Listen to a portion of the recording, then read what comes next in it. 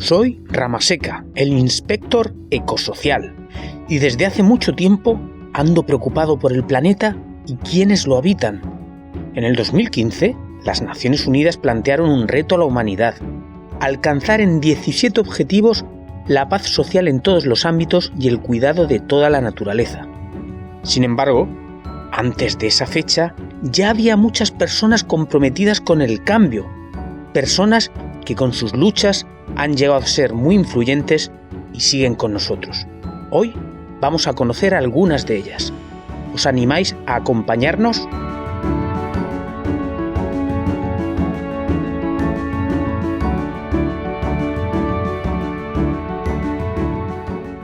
El viaje por la vida de José Francisco Ballester Olmos y Anguís es fascinante.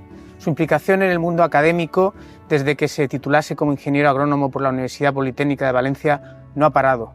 Y además ha sabido llevarlo lejos. Su carrera sobre el terreno, sobre la práctica, jardinería, paisajismo, huertas, cítricos, historia, abundante literatura.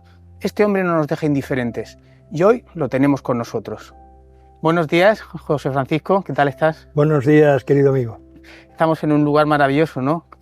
Es un lugar privilegiado, es una de las joyas de la corona jardinera histórica valenciana. Este es lo que se llama tradicionalmente los Jardines de Monforte, pero creo que tiene otro nombre que te gusta más a ti. Sí, yo prefiero llamarlo, en honor a la justicia de la historia de este jardín, Hort de Romero, siempre pensando en su creador, don Juan Bautista Romero, Marqués de San Juan. Sí, este es un jardín romántico, evocando incluso otros momentos de la historia. Yo creo que recomendamos a cualquiera que nos vea que si viene por Valencia, que visite los Jardines de Monforte.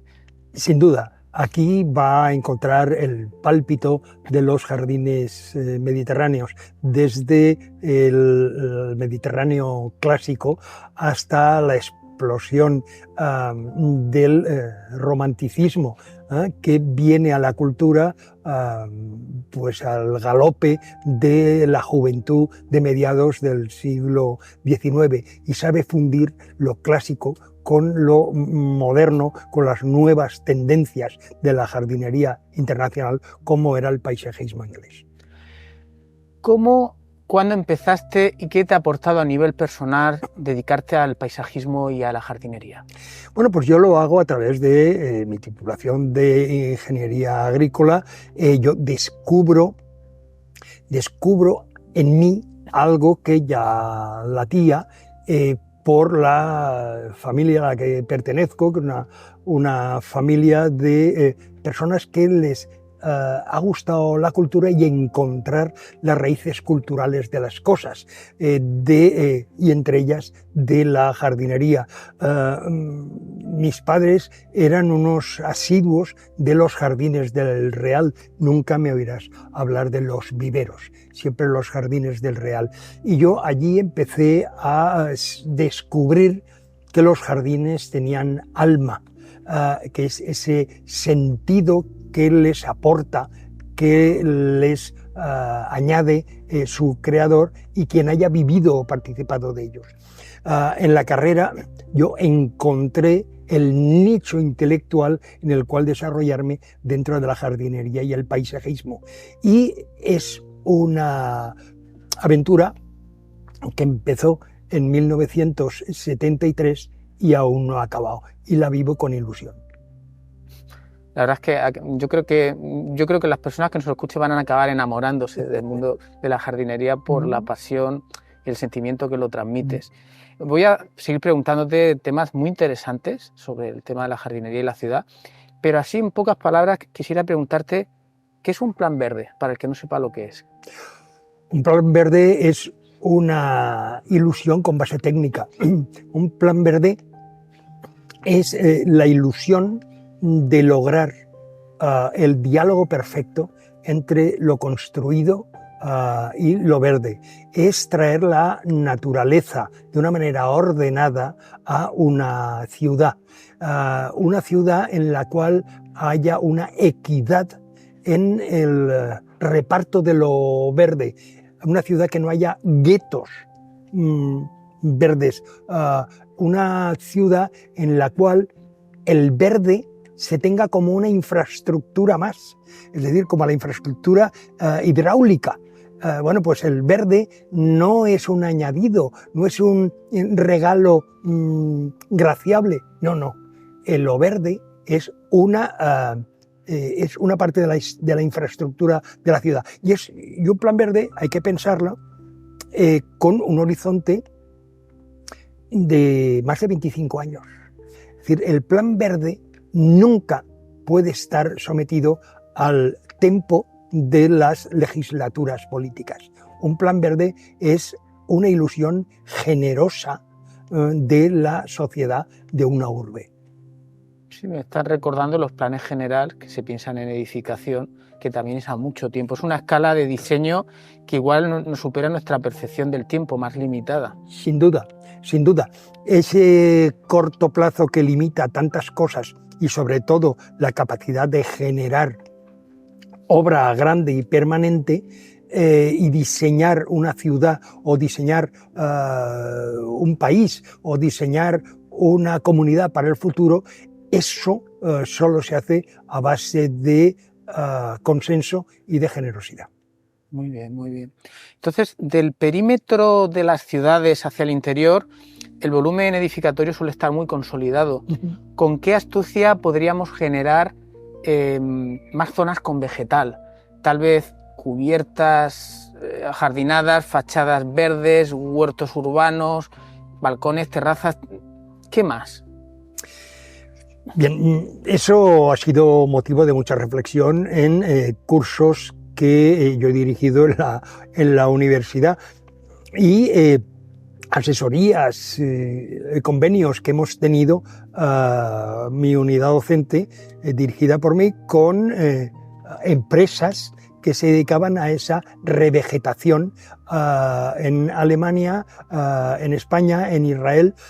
Y el tema está clarísimo. Cuando un barrio está absolutamente consolidado y se quiere añadir verde, ¿qué capacidad de acción tenemos? Primero, las calles. El arbolado de las calles.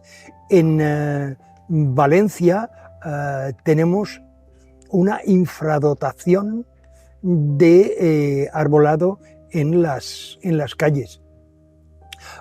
Por ejemplo, en los barrios que más dotación de arbolado viario existe, pues están con una tasa 3 veces menor a la que se recomienda a nivel internacional.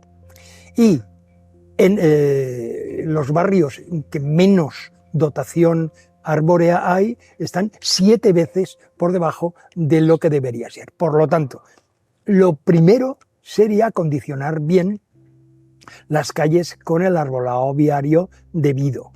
Elegir bien las especies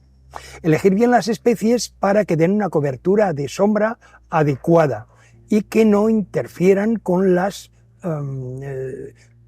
fachadas y también con el subsuelo, ya que un mal dimensionado del arbolado viario genera unos gastos de poda tremendos. Bueno, entonces lo primero sería ajustar el arbolado viario y después tendríamos que ir a ver la posibilidad de vegetar fachadas, partes altas, terrados y terrazas de las casas. La arquitectura, el sistema de construcción que tenemos en España, en Valencia, hace algo difícil este tipo de cosas. En otro tipo de edificación y en otro tipo de filosofía del verde urbano, esto es más fácil. Por ejemplo, en las ciudades de Estados Unidos, en un año se aumentó en un 15% la superficie verde sobre los edificios. Esto es muy significativo. ¿Cuál es la razón? De que hay apoyos económicos de las ciudades, de los municipios, para que esto se dé. En Alemania lo mismo. En Alemania hay ya un sector constructor de paredes verdes y de cubiertas verdes importantísimo. Esa tecnología ya la hemos reconvertido para que se pueda dar en el Mediterráneo, donde, en fin, el riego tendría que ser mucho más cuidadoso, etc. Todo eso ya lo hemos estudiado. Fuimos a Alemania, lo estudiamos y aportamos la tecnología. Ahora se trata de que las empresas españolas pongan eso en marcha. Sí, bien. Creo tenían entendido que en Berlín hay también una gran profusión de huertos urbanos, ¿puede ser también? Sí, esa es otra. Y tenemos en Valencia ahora una oportunidad fantástica, porque no hay más que dar un paseo por la huerta y se verá la tremenda superficie degradada a consecuencia del abandono de las parcelas de cultivos de huerta y cultivos de cítricos, sobre todo, por falta de rentabilidad. Bien, la vocación social de esas superficies pueden ser los huertos urbanos. La Diputación tiene unos planes, unos estudios fenomenales sobre huertos urbanos de Valencia. Es decir, el planteamiento teórico y la capacidad técnica ya existe y está establecida por parte de la Diputación. Pongámoslo en marcha. Claro, claro. De hecho, yo tengo entendido de que es interesante que los bordes de las ciudades sean sinuosos para que la naturaleza se vaya entremezclando, que no sean cortes muy limpios. Yo quería preguntarte, desde los bordes periurbanos verdes de las ciudades hacia las zonas verdes interiores, ¿qué tipo de conexiones se podrían generar? Tal vez algo así como ecosistemas urbanos con su propia flora y fauna en una conexión integral. Eso ya es más difícil, porque llamar ecosistema a un jardín tiene su sentido biológico, pero en la práctica es menos fácil de interpretar. Entonces, en cualquier caso, sí, es un ecosistema y es una superficie verde donde conviven distintas especies vegetales y animales y es habitado por el hombre, correcto. Y esto hay que conectarlo con la periferia. La periferia, que en nuestro caso es huerta y en otros lugares pues es monte. Bien, corredores urbanos. Como viales verdes. Corredores urbanos como viales verdes. Hay un libro magnífico de Pedro José Salvador, un ingeniero agrónomo que fue jefe de servicio de jardinería del ayuntamiento, uno de los principales teóricos pero teórico con visión pragmática en la jardinería y en el paisaje valenciano a caballo entre los siglos XX y XXI. Tiene un libro magnífico en que nos da ya servido cómo se pueden resolver estas cosas. Y después ya hay proyectos más actuales de corredores urbanos muy interesantes. Hay incluso uno pues muy valiente que habla de unir el río con la Albufera a través de un corredor verde. Bueno, pues se trataría de eso, pero vamos a dejarlo para después, pero te tengo que decir cuál es la gran carencia verde en cuanto a conexión que tenemos en Valencia. ¿Tú crees que Valencia tiene suficientes equipamientos verdes? Por ejemplo, la iniciativa de convertir el antiguo cauce del río Turia en un parque fue una de las más acertadas en la historia de la ciudad. Tremendo, eso fue decisivo. Es añadir más de 1 millón de metros cuadrados a Valencia con un parque lineal. Eso es prácticamente inédito a escala internacional y de hecho es muy frecuente que los paisajistas extranjeros estudien esta situación. Claro, el resultado es el que tenemos, pero podía haber sido otro y mejor. Al río le falta el mensaje unitario. le falta el argumento. Todo jardín tiene que explicar una historia. Y el río Turia no acaba de explicar su historia porque ha perdido su naturaleza de río. El agua debería haber sido el hilo conductor de todo el jardín del Turia. Y entonces ir hablando a través de el flujo del agua, de cómo ha ido creciendo desde su nacimiento Valencia, y Valencia nace porque está al lado de un río, y nace en el meandro de un río, y que es estratégicamente importante desde el punto de vista militar, y aquí crean los romanos un oppidum. Eso hay que verlo desde el río. Eso no se logró. Y después hay una dispersión estilística muy grande, lo cual puede ser entretenido, es decir, ir viendo diversos sabores jardineros a lo largo del río, pero eso tendría que haber estado programado, eso debería haber respondido a un proyecto genérico, no ir a salto de mata y cada legislatura hacer un encargo a un arquitecto o un equipo de arquitectos diferente, lo cual ha convertido aquello en un conjunto confuso, profuso y difuso, y es difícil de entender desde el punto de vista estilístico. Y además, desde el punto de vista práctico, aquello fue muy confuso. ¿Por qué? Pues porque cada empresa constructora empleaba sus elementos constructivos en todas las materias, por ejemplo en hidráulica. Y entonces cuando había que hacer una reparación en el río, decías, ¿cuál de los 15 tipos de válvulas que hay tengo que emplear? Es decir, desde el punto de vista del día a día en el mantenimiento, la cosa se complicó.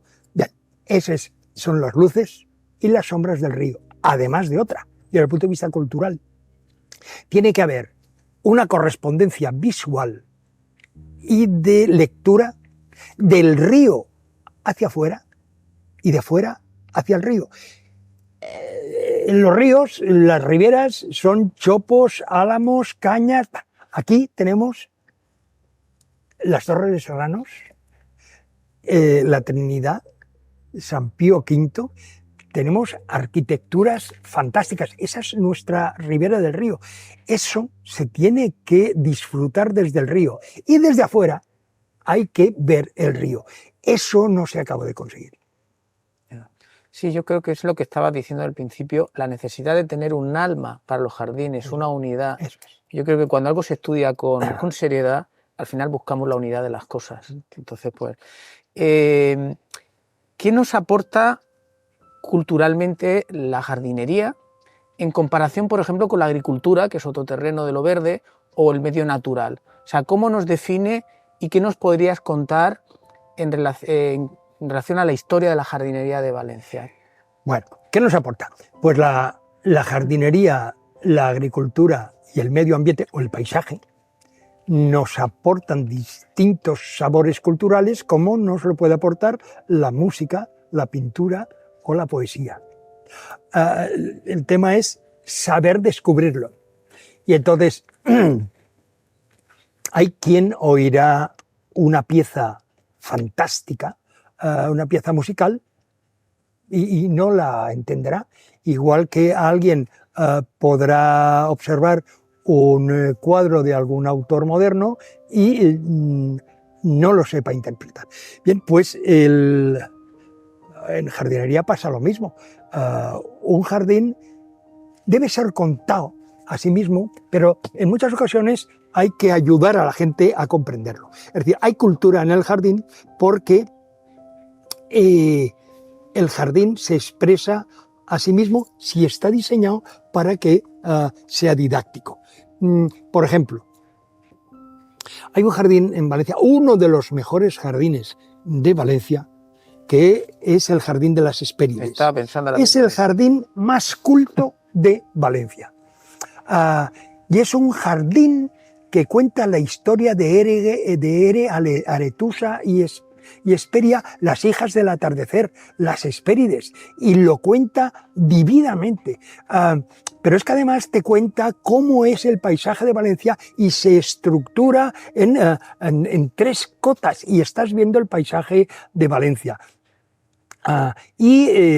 Estás viendo en las Hespérides a Atalanta corriendo y tirándole a ella la naranja para que se pare. Es decir, hay una serie de historias que están en ese jardín y es disfrutar del jardín a la historia si es contado, porque es un jardín que no se descubre a sí mismo, requiere una ayuda didáctica. En cualquier caso, es un jardín que responde a una estructura geometriforme y parece que todo esté en su sitio. Y cuando la mente percibe que todo está en su sitio, ese orden genera tranquilidad y placer. Entonces, es un jardín que desde ese punto de vista tiene una cultura de la geometría, de los colores, de las texturas, que tiene un mensaje.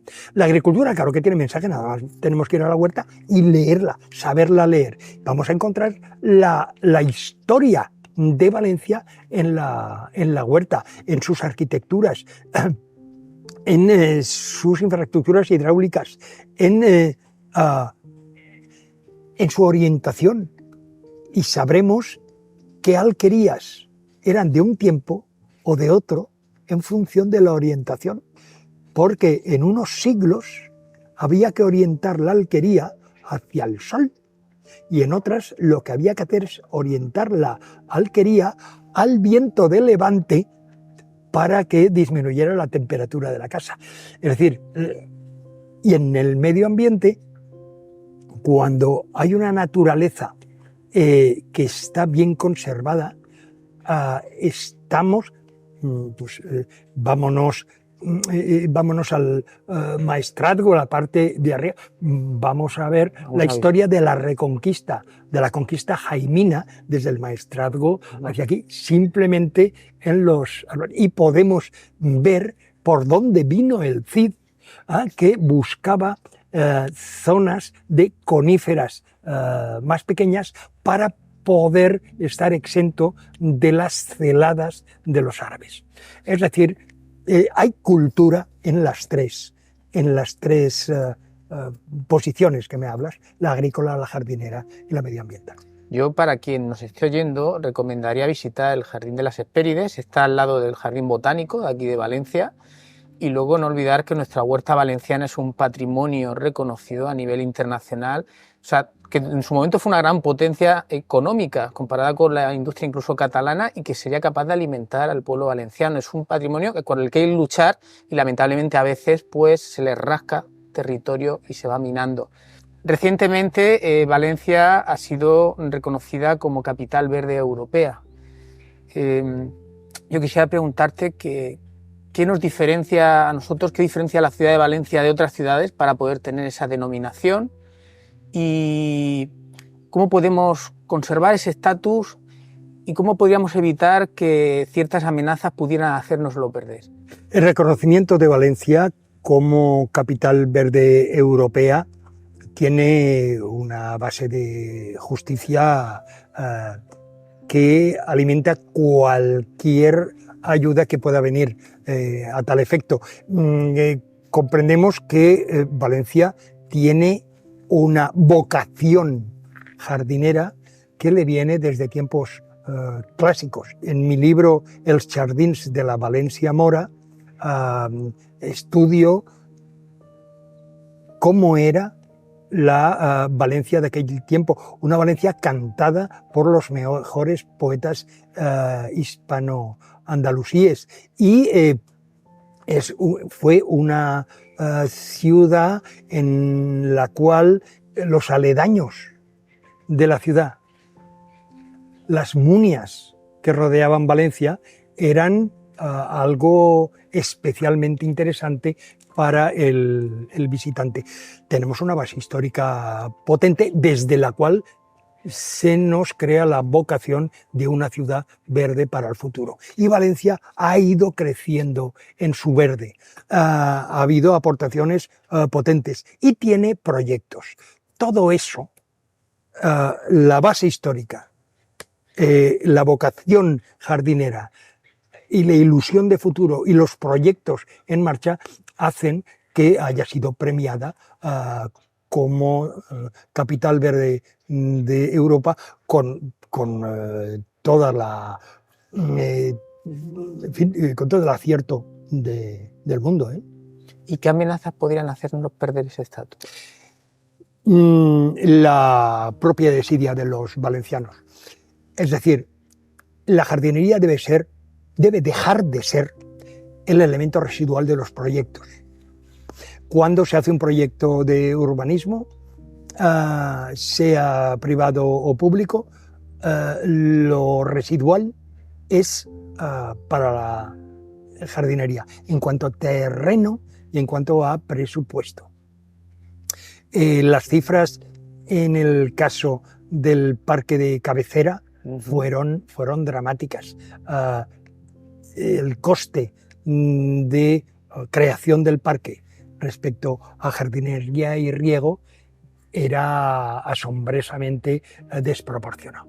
Bien, ese puede ser uno de los riesgos, el que sigamos considerando a la jardinería como elemento residual de todo. Después, otro riesgo son las calidades. Es decir, tenemos que establecer unas calidades rígidas, y hay que ser riguroso con esto, en la creación de jardines y en el mantenimiento de jardines. No solo hace falta crear jardines, hay que mantenerlos. Y bueno, pues un ejemplo de un jardín bien mantenido es el que estamos, Lord de Romero. Sin embargo, hay detalles que hacen que no se alcance las calidades. Por ejemplo, hay una fuente romántica preciosa en una de las dos placitas, que es un sitio recóndito, es un sitio perfecto para encontrarse con uno mismo o para encontrarse con quien quieras. Esa fuente está rota, fue vandalizada hace unos años, se llevó a reparar, estuvo años en reparación, se volvió a poner, volvió a ser vandalizada, sigue rota. Bien, en esa placita llega el sol roto. Es una placita fresca, pequeña recoleta, donde la fuente te da un sonido arrullador, casi amoroso. Bueno, pues esa fuente ya no existe, debería estar. Eso es uno de los detalles que podemos encontrar en este jardín y en otros.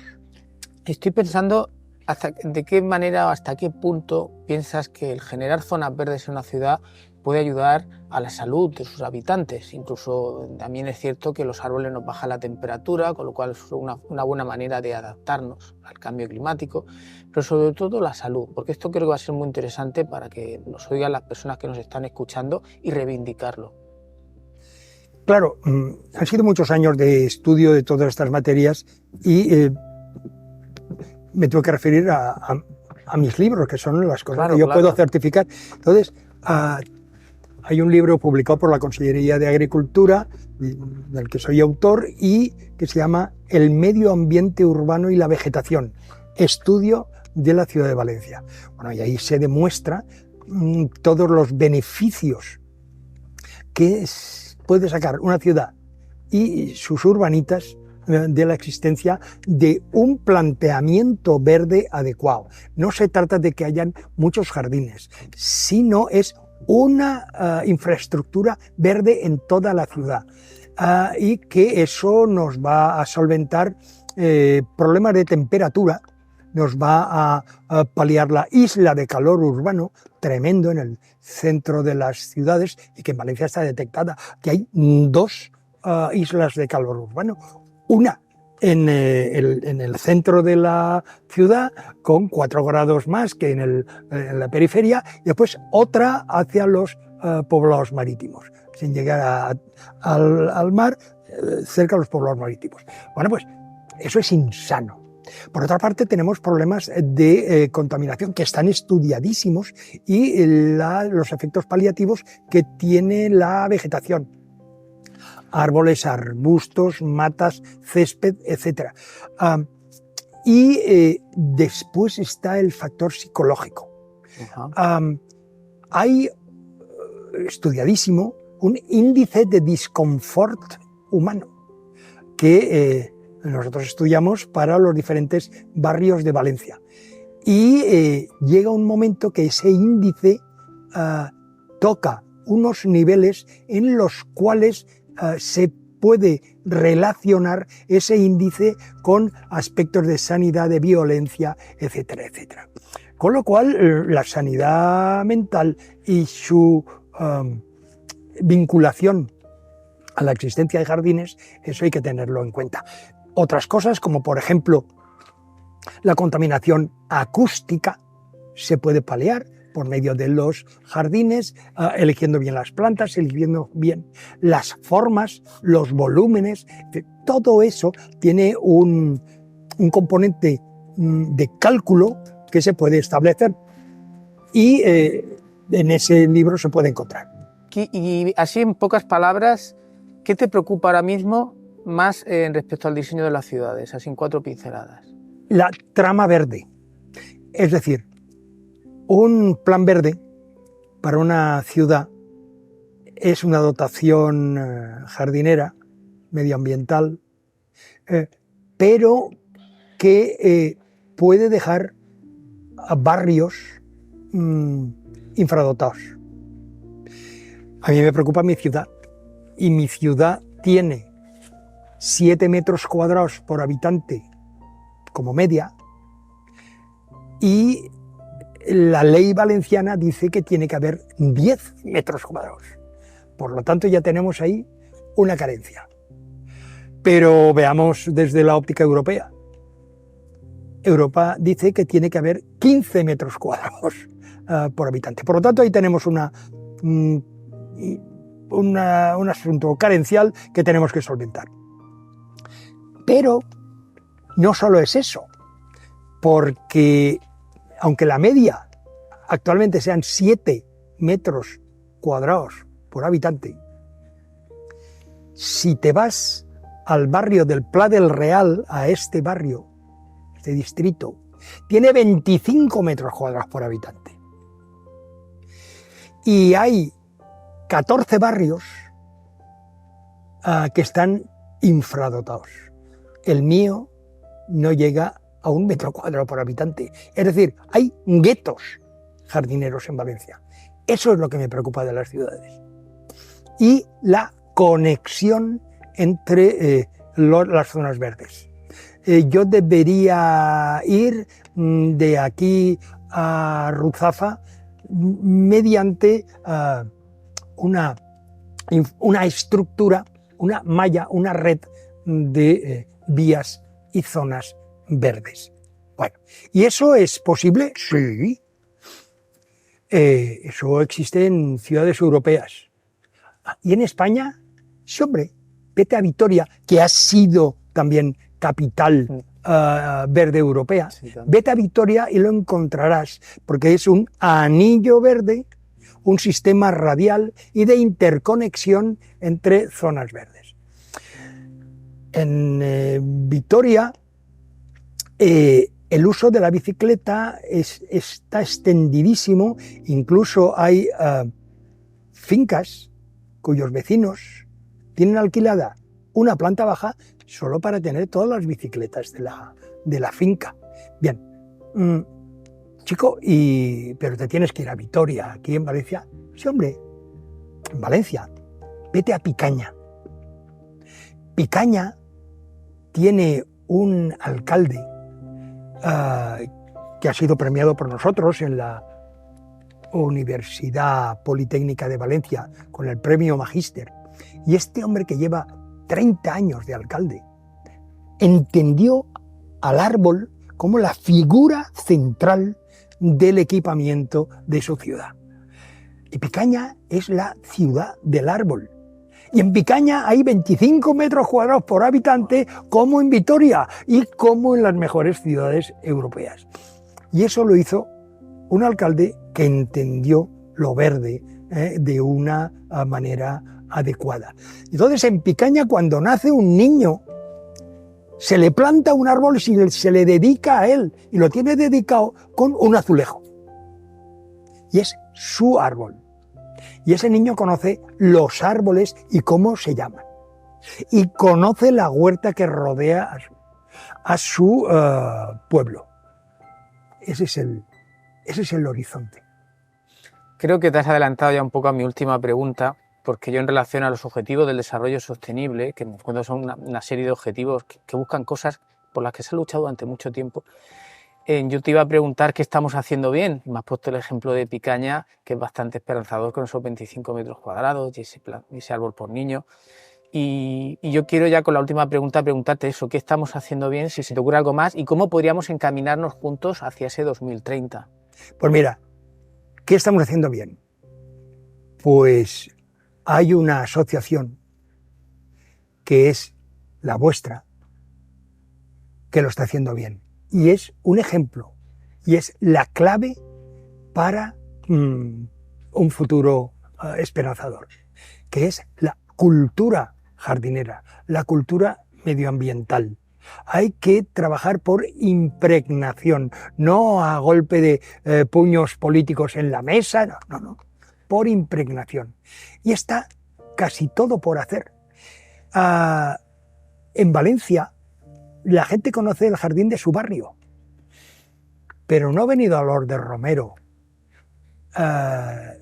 o no ha ido al Jardín de las Hespérides. El Jardín de las Hespérides no conoce casi nadie. Eso es vergonzoso. Eso es incultura jardinera.